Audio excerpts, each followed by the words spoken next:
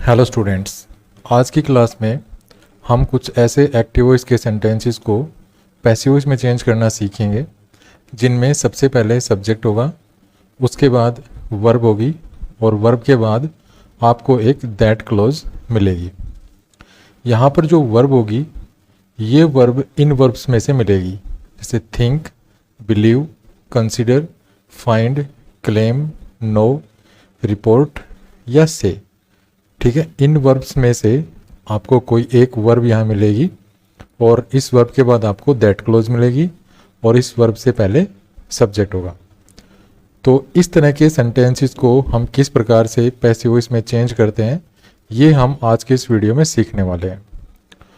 तो कुछ सेंटेंस लेते हैं, उन सेंटेंस को हम पैसिव वॉइस में चेंज करके देखेंगे और कैसे इस स्ट्रक्चर पर बेस्ड एक्टिव वॉइस के सेंटेंसेस को हम पैसिव वॉइस में चेंज करेंगे।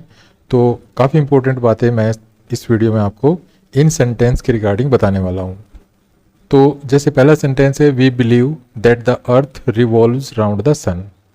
अब यहाँ पर हमारे पास ये सेंटेंस है, इसमें ये सब्जेक्ट है वी, बिलीव यहाँ पर वर्ब है और ये हमारे पास दैट क्लोज है। ठीक है, ये सारी दैट क्लोज है। ये दैट क्लोज कैसे है? क्योंकि ये एक शब्दों का समूह है जिसमें एक सब्जेक्ट और एक प्रेडिकेट है। तो ये सब्जेक्ट द अर्थ और ये रिवॉल्व्स राउंड द सन इसका प्रेडिकेट है और ये एक सबऑर्डिनेट क्लोज है जो कि दैट कंजंक्शन से शुरू है। जो भी क्लोजेस दैट से शुरू होती है उनको हम दैट क्लोज कहते हैं। तो यहाँ पर हमारे पास ये सब्जेक्ट है, ये वर्ब है और इसके बाद ये दैट क्लोज है। यहाँ पर हमारे पास जो वर्ब है बिलीव, ये वर्ब मैंने यहाँ पर देखिए आपको यहाँ पर बताई थी, इन वर्ब्स में से ये वर्ब यहाँ पर बिलीव वर्ब यहाँ पर है। ठीक है, तो इस सेंटेंस को हम कैसे पैसिव वॉइस में चेंज करेंगे? तो इस सेंटेंस को हम दो तरह से पैसिव वॉइस में चेंज कर सकते हैं। पहला जो तरीका है उसमें आपको क्या करना है कि ये जो सब्जेक्ट है यहाँ पर, इस सब्जेक्ट की जगह आपको इट लिखना है। ठीक है, आपको यहाँ पे इट लिखना है, चाहे कुछ भी सब्जेक्ट हो, ही हो, वी हो, ठीक है, दे हो, कुछ भी हो, लेकिन यहाँ पर हमें इट लिखना है। उसके बाद यहाँ पर ये इसके बाद जो वर्ब है ये देखनी है। अगर ये फर्स्ट फॉर्म है तो हमें इज लिखना है, अगर ये सेकंड फॉर्म है तो हमें यहाँ वॉज लिखना है। ठीक है, उसके बाद इसी वर्ब की थर्ड फॉर्म आपको लिखनी है, तो ये हो जाएगा बिलीव्ड। ठीक है, तो यहाँ तक हमारा सेंटेंस हो गया, इट इज़ बिलीव्ड। और उसके बाद जो ये दैट क्लोज है, सारी दैट क्लोज, इसमें हमें कोई परिवर्तन नहीं करना है और इसको हमें जैसे लिखी हुई है वैसे ही इसको आगे लिख देना है। तो एक तो तरीका ये है इस प्रकार के एक्टिव वॉइस के सेंटेंसेस को पैसिव वॉइस में चेंज करने का। चलिए दूसरा तरीका देख लेते हैं। दूसरा थोड़ा सा मुश्किल है, लेकिन ज़्यादा मुश्किल नहीं है, एक बार अगर ध्यान देंगे तो आप इसको भी समझ जाएंगे।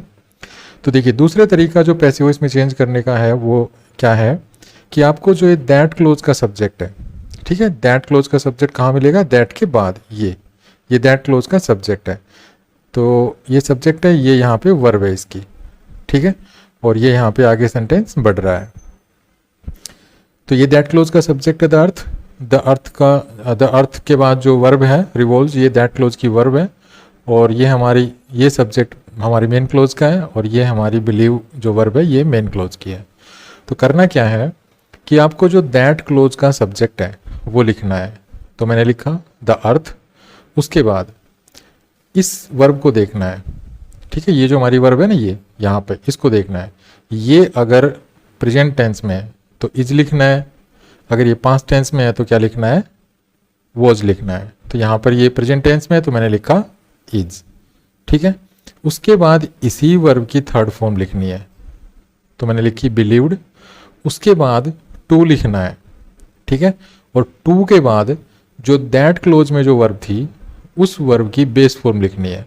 तो यहाँ पर ये वर्ब थी रिवॉल्व्स, तो यहाँ पर हमें बेस फॉर्म लिखनी है। बेस फॉर्म का मतलब है उसमें कोई एस नहीं होना चाहिए, उसमें कोई आईएनजी नहीं होना चाहिए, उसमें कोई डीईडी लगा हुआ नहीं होना चाहिए, मतलब बेस फॉर्म होनी चाहिए वो। तो रिवॉल्व लिखा हमने इसके बाद।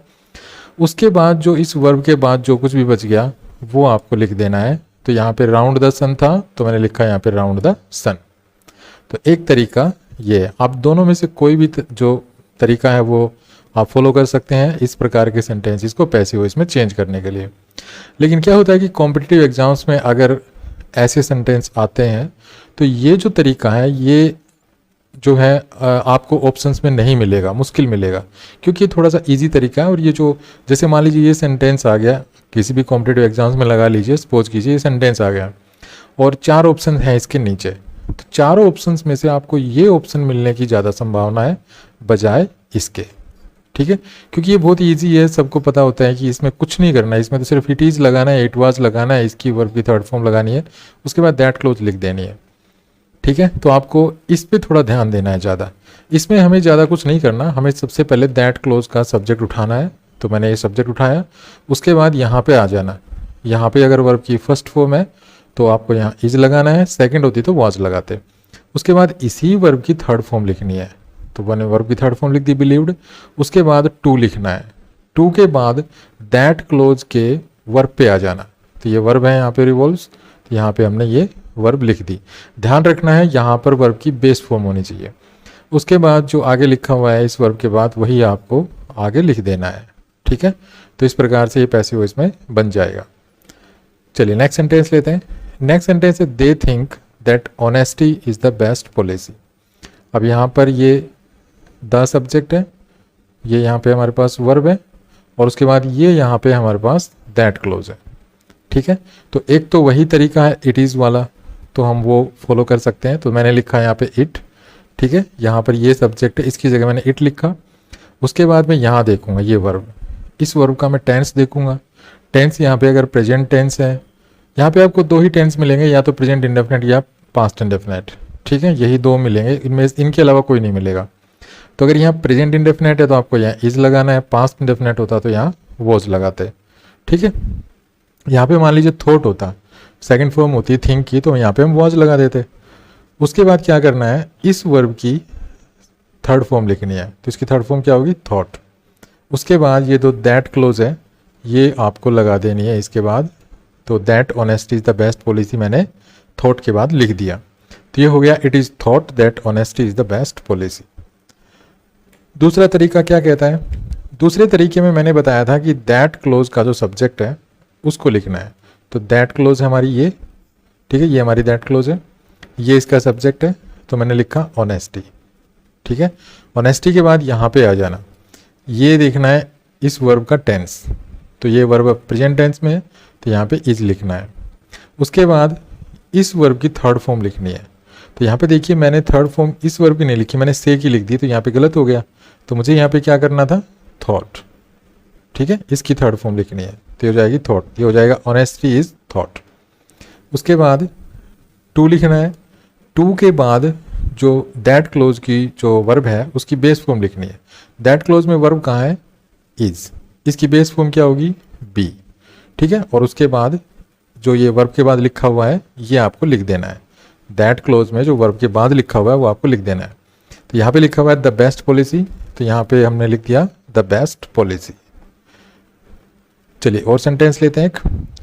तो अगला सेंटेंस है हमारा people know that mister Gupta is the best doctor. यहाँ पे पीपल सब्जेक्ट है, ये हमारे पास वर्ब है, और ये दैट क्लोज है। ठीक है, तो सबसे पहला तरीका क्या है, इट इज़ वाला या इट वाज वाला। तो पीपल की जगह मैंने लिखा इट।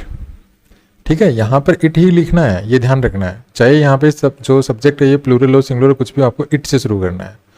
इट के बाद देखिए मैंने यहाँ पे देखा ये वर्ब की फर्स्ट फॉर्म है, तो मैंने इज लिखा, यहाँ पे अगर सेकंड होती तो मैं वॉज लिखता।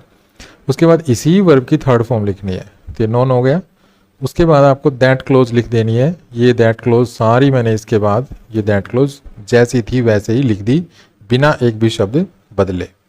तो एक तरीका तो ये है।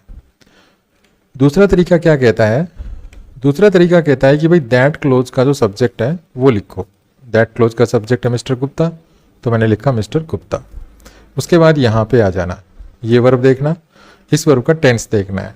टेंस है यहाँ पे प्रेजेंट टेंस, तो प्रेजेंट टेंस है तो इज एम आर में से लगाना है, तो यहाँ पे लिखना है इज। ठीक है, उसके बाद ये इस वर्ब की थर्ड फॉर्म लिखनी है, तो ये लिख दिया मैंने नॉन। उसके बाद टू लिखना है, टू के बाद दैट क्लोज की जो वर्ब है उसकी बेस फॉर्म लिखनी है। दैट क्लोज की वर्ब है इज, इसकी बेस फॉर्म हो जाएगी बी। उसके बाद जो ये वर्ब है, दैट क्लोज की जो वर्ब है, इसके बाद जो कुछ भी लिखा हुआ है वो आपको लिख देना है, तो हो जाएगा द बेस्ट डॉक्टर। ठीक है, आई होप आप इस चीज़ को समझ गए होंगे। नेक्स्ट सेंटेंस है दे considered that Ashoka was a great king. यहाँ पर हमारे पास ये सब्जेक्ट है, ये हमारे पास वर्ब है और ये हमारे पास दैट क्लोज है। ठीक है, तो यहाँ पर हमने सबसे पहले इट इज़ वाले तरीके से चेंज नहीं किया है इसको पैसिव वॉइस में। हमने सबसे पहले यहाँ पर दैट क्लोज में जो सब्जेक्ट है उसको जो है दैट क्लोज का जो सब्जेक्ट है उससे शुरुआत की अपने पैसिव वॉइस सेंटेंस की। तो यहाँ पर दैट क्लोज का सब्जेक्ट है अशोका, मैंने लिखा अशोका। ठीक है, उसके बाद मैं यहाँ पे आ जाऊँगा, अपनी जो मेन क्लोज है यहाँ पर देखूंगा मैं इस वर्ब का टेंस।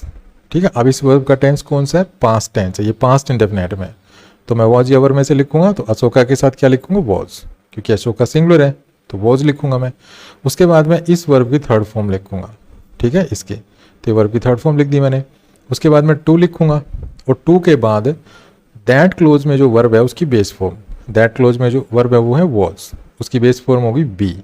उसके बाद जो दैट क्लोज में जो वर्ब है उसके बाद जो भी लिखा हुआ है वो हम आगे लिख देंगे। यहाँ पे क्या लिखा हुआ है, ए ग्रेट किंग, तो मैंने लिख दिया ए ग्रेट किंग। दूसरा तरीका इट इज़ वाला था, इट वाज वाला, वो उसके अकॉर्डिंग कैसे चेंज करेंगे इसको देखिए। इट लिखूंगा मैं सबसे पहले।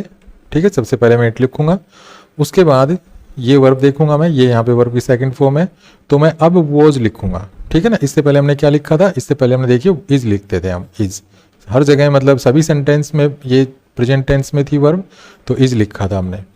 ठीक है, लेकिन यहाँ पे क्या है, यहाँ पे ये वर्ब की सेकंड फॉर्म है, तो हम यहाँ पे अब क्या लिखेंगे, वॉज। उसके बाद इसी वर्ब की थर्ड फॉर्म लिखी मैंने, कंसिडर्ड। उसके बाद दैट क्लोज जैसे लिखी हुई है वैसे ही आपको लिख देनी है आगे, तो ये दैट क्लोज मैंने इसके बाद लिख दी। तो इस तरह से ये सेंटेंस है पैसिव वॉइस में चेंज हो जाता है। तो इस वीडियो में इतना ही। कैसा लगा ये वीडियो, अगर वीडियो अच्छा लगा तो प्लीज़ इसको लाइक कीजिए, शेयर कीजिए और चैनल को सब्सक्राइब करना ना भूलिए।